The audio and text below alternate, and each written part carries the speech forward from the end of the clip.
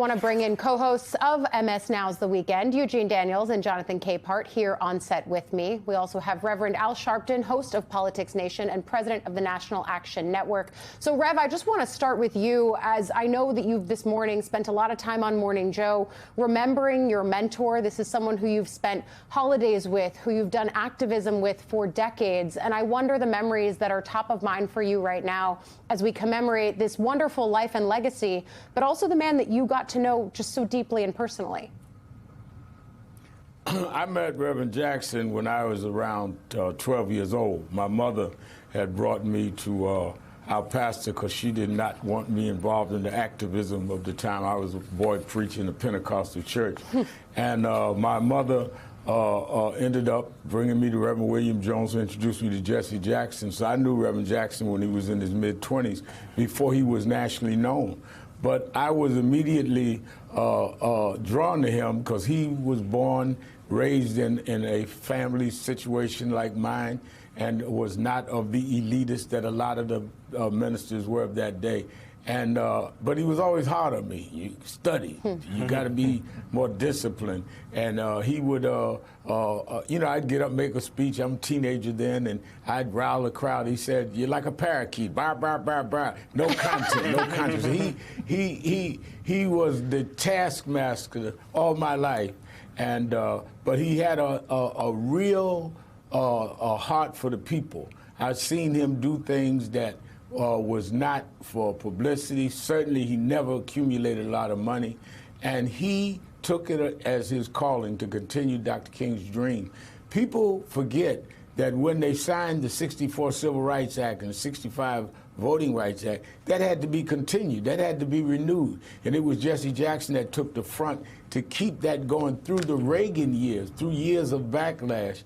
And his runs for president started disproportional voting, being where you could now become a nominee by not winning every primary because all of your delegates counted. And so there's many things down through the years I remember, but he changed history. He was consequential, he was transformative, and I think that the post-King era would not have been the same without Jesse Jackson. And Eugene, he used to get on Jonathan Capehart, too, when he was at the Daily News, but we'll leave that alone. We do love anyone who gets on Capehart. We have a fond memory of. But I guess, Eugene, just pick up on what the Rev is saying there. This idea of the way that Jackson not just changed our friend Rev's life, but the way that he changed and left an indelible mark on American politics. He changed it, period, right? He's one of those people that if you look at the way that he operated, it was something unseen at the time, unseen in general, and definitely unseen from someone who was black. When you think about how he came into the civil rights movement, same way he did in politics, which is kind of a bit of an insurgent, right? Someone who was young, who thought differently than some of the thought leaders at the time, who wanted to operate really differently.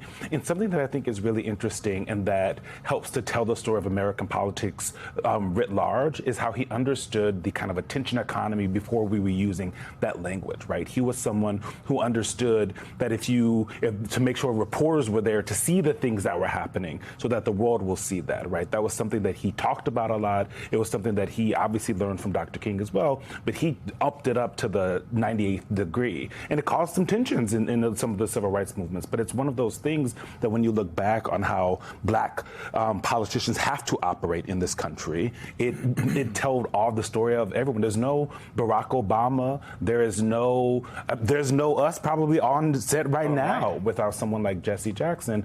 And I think when the first time I met Jesse Jackson, it was at Selma, where, I was just in the hotel lobby and had just started doing TV. And I see him in the corner, and I'm like, oh my God, I'm going to go say hi to Jesse Jackson. But before I get over there, his team was like, Mr. Jackson would like to say hi to you.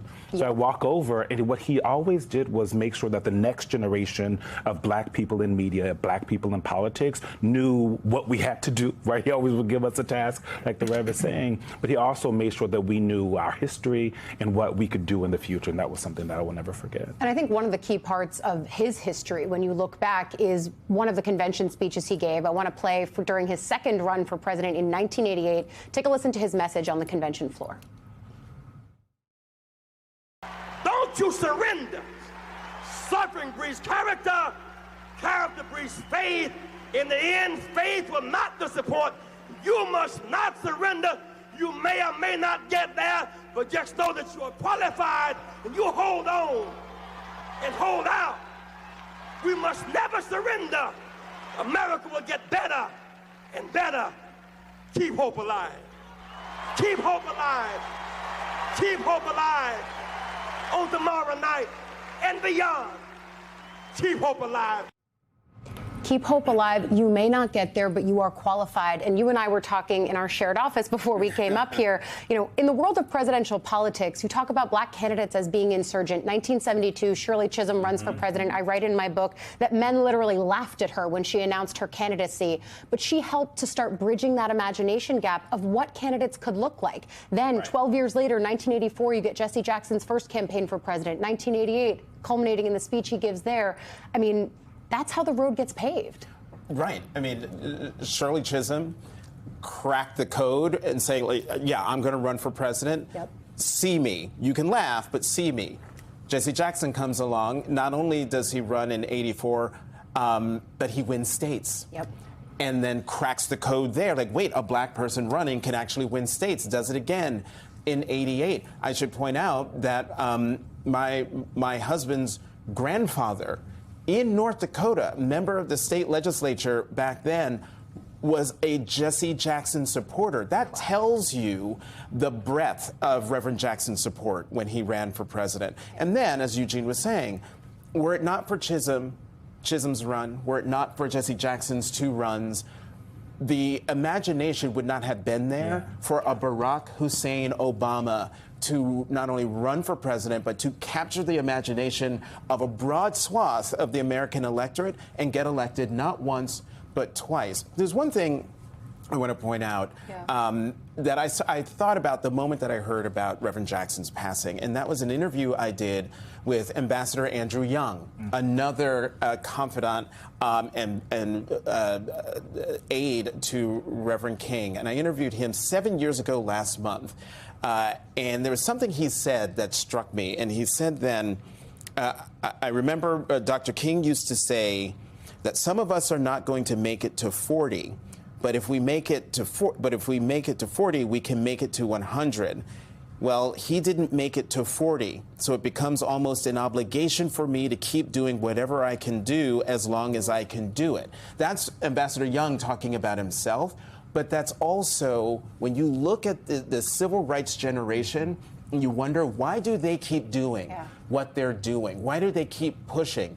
That's why. Because Dr. King understood the assignment, and he didn't make it to 40. And so all of these guys and women who are still around, if you want to know why Minnie Jean Brown Trickey is still out there doing the work, as she calls it, because of that, because the work never ends, because it is a calling. And Reverend Jackson is, you know, a symbol of that, just as Reverend Sharpton is. That's exactly what I was going to say, Rev, as we are in the posture of looking at this legacy of Jesse Jackson, and you hear the ways that we're talking about all of these various legacies building on each other. Yes, it's the culmination of the Obama presidency, certainly from a political perspective. But to you, Rev, what is the lasting, indelible legacy of Jackson, and who is carrying on that torch?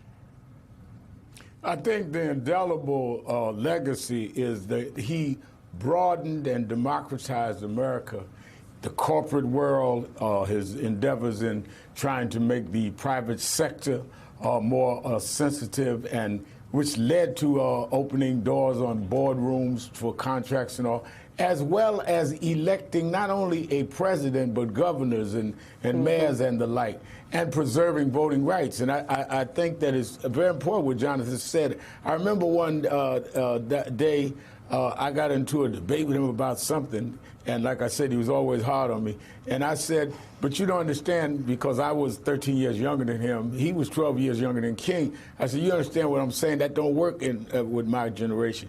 He said, Al, he says, Dr. King, Malcolm X, Medgar Evers, all of them got killed at 39 years old.